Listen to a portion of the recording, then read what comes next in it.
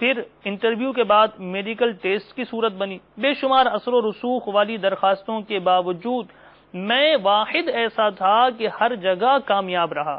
Final interview میں گھر والوں نے زور دیا کہ پینٹ شرٹ پہن کر جا، مگر میں تو عاشقان رسول کی صحبت کی برکت سے انگریزی لباس ترک کر چکا تھا، لہذا سفید شلوار قمیص میں ہی پہنچ گیا.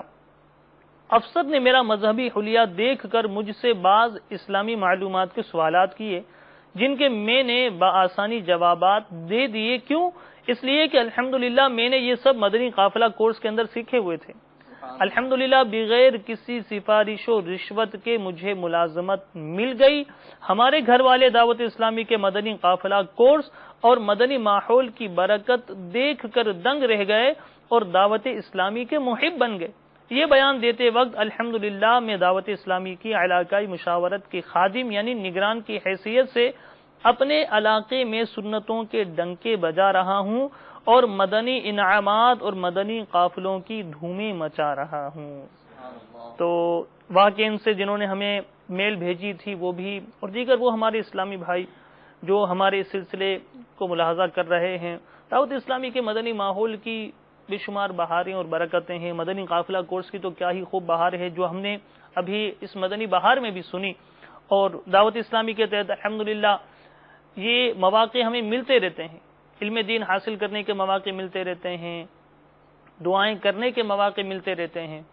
الحمدللہ 30 دن کے اعتکاف کی بھی بہاریں الحمدللہ دعوت اسلامی کے مدنی ماحول سے ہمیں ملتی ہیں. تو جن سے ہو سکے دعوت اسلامی کے اس سنتوں بھرے اعتکاف میں شامل ہو جائے، خوب خوب علم دین حاصل کرے. دعائیں ہوتی ہیں، قبولیت کی نہ جانے کون سی گھڑی ہو جو ہمارے حق میں ان دعاؤں کی جو ہم دعا کرتے ہیں اپنے رب کی بارگاہ میں، ہمارے حق میں قبولیت کی وہ گھڑی ہو اور وہ قبول ہو جائے دعا، اور ہمارے مسائل حل ہو جائیں، ہماری پریشانیاں دور ہو جائیں اور ہمارے لیے آسانیوں کے، بھلائیوں کے، برکتوں کے دروازے کھل جائیں. اللہ تعالی ہم سب کو عمل کی سعادت نصیب فرمائے. آمین بجاہ النبی الامین صلی اللہ تعالی علیہ وآلہ وسلم. صلو علی الحبیب صلی اللہ تعالی علی محمد. ہند حیدر آباد دکن، اس سے میل موصول ہوئی ہے جس میں لکھا ہے کہ میرے بھائی جن کی عمر 27 برس ہے عرب شریف میں ہوتے ہیں. 10 سال سے کمزوری کے باعث انہیں کمر میں شدید تکلیف رہتی ہے اور جسم کپ کپاتا ہے. اس کے علاوہ بھی انہیں خونی بواسیر اور حافظے کی کمزوری کا مسئلہ ہو گیا ہے. انہیں کوئی بات یاد نہیں رہتی.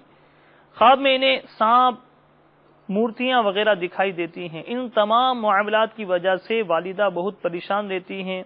ڈاکٹر حکیم کسی سے بھی فائدہ نہیں ہو رہا. برائے کرم ان تمام معاملات کا جلد حل بتائیے. ہم آپ کے جواب کا انتظار کر رہے ہیں.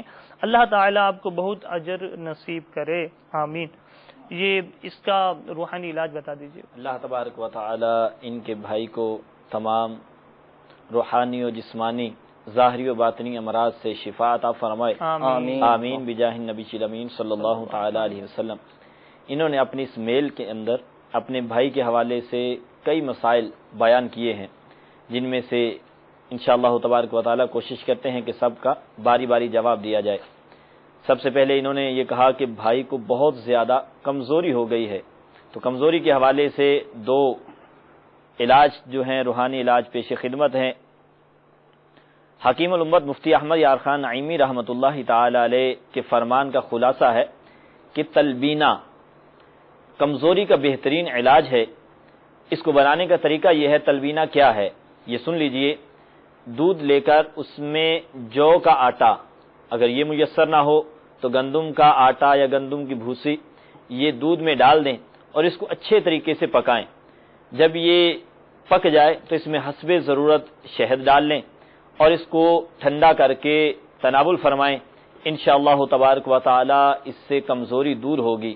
اس کو عربی میں تلبینہ کہتے ہیں، اردو میں اس کو راب یا لپٹا بھی کہتے ہیں، اور پنجابی میں اس کو سیرا کہا جاتا ہے. خصوصاً کبھی کوئی بیمار ہو جائے تو بیماری کے بعد جو کمزوری آ جاتی ہے، عموماً جسم میں جسمانی لحاظ سے کمزوری سے آ جاتی ہے، اس میں تلبینہ بے حد مفید ہے. یعنی بیماری کے بعد جو کمزوری آ جائے تو اب تلبینے کا استعمال کیا جائے تو انشاءاللہ تبارک و تعالی وہ کمزوری دور ہو جائے گی. یہ بہت ہلکی غذا ہے، پیٹ میں بوجھ بھی نہیں ہوتا اور جلدی ہضم ہو جاتی ہے۔ انشاءاللہ تبارک و تعالی تلبینہ کے استعمال سے رنج و غم اور دل کی گھبراہٹ بھی دور ہوگی۔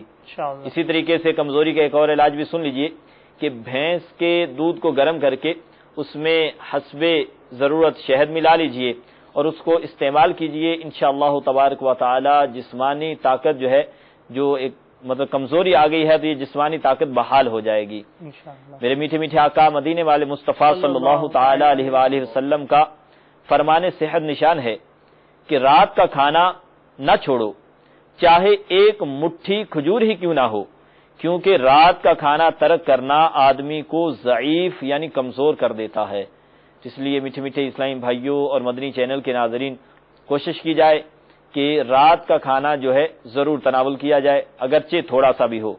اسی طریقے سے انہوں نے اپنے اس میل کے اندر بھائی کے لیے کمر کے درد کی بھی شکایت کی، کیونکہ کمر کے درد کا مسئلہ ہے، تو اس کا بھی علاج سن لیجئے۔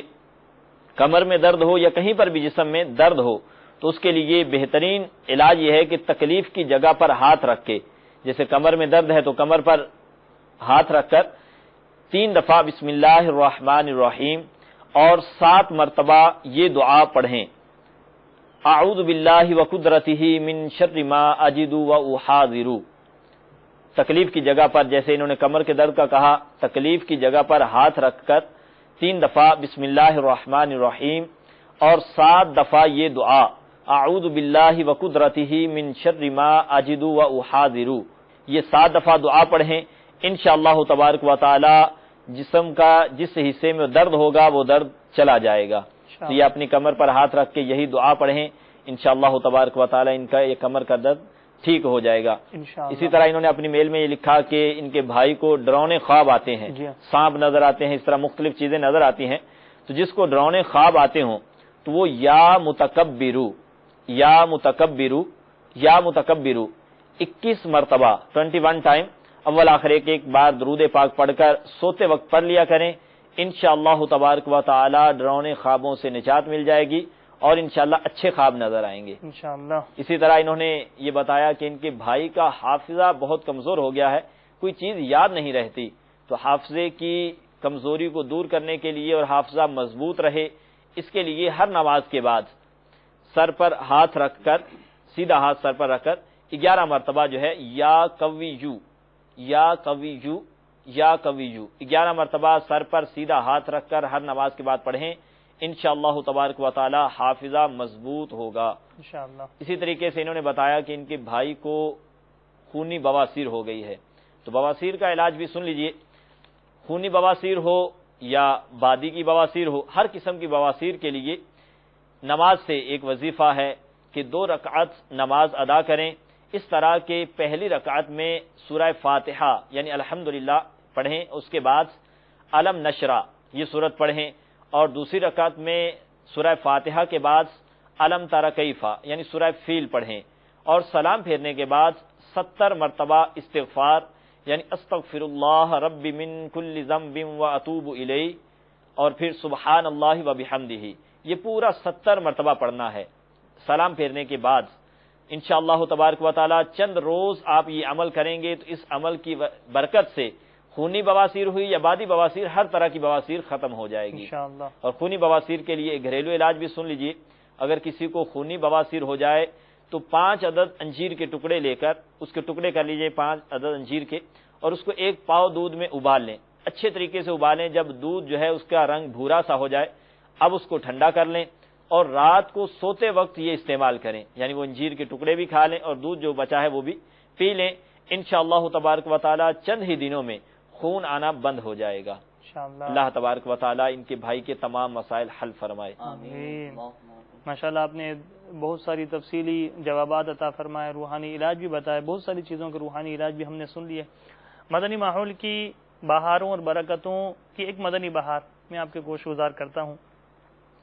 الحمدللہ دعوت اسلامی کے مدنی ماحول کی برکت سے بے شمار جسمانی اور روحانی امراض کے شکار اسلامی بھائی روبہ صحت ہو جاتے ہیں۔ چنانچہ عطار آباد یعنی جیکب آباد باب الاسلام سندھ ایک اسلامی بھائی نے کچھ اس طرح بیان دیا، میں آوارہ گردی اور گندی ذہنیت کا مالک تھا،